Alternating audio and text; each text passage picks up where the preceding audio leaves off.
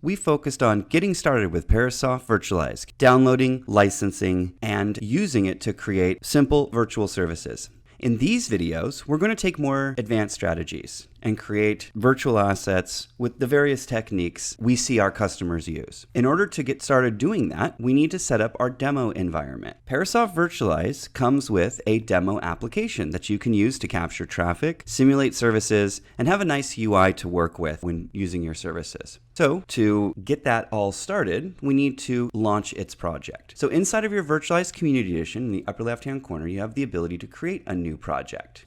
So go ahead and select New Project.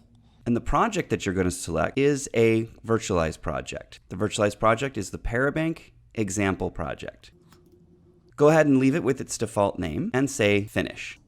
What this is going to do is go through all of the process of installing a web application that will give us a nice UI. Once it finishes, it should go ahead and turn on the server and launch the application at port 8080. It's important to make sure that port 8080 is not currently taken within your infrastructure. I'm going to pause this video until my application launches.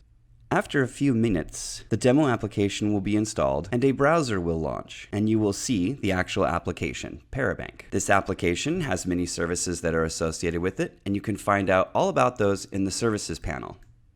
This will give you various endpoints that you can work with when you go through the training material that will allow you to test different types of services, as well as to capture services for creation of virtual assets. In the following videos, we're going to go ahead and use this demo environment to record traffic and simulate responses.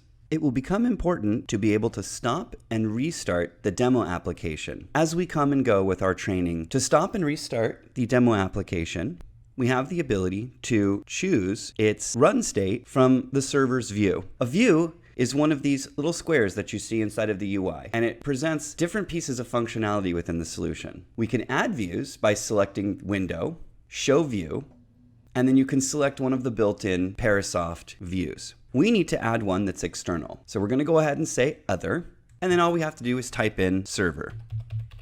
And you'll see that Eclipse comes with a server's view. So select that and say OK. Typically, it will show up down here in the bottom right-hand corner, and you'll see that because we just started our application, the server is also started.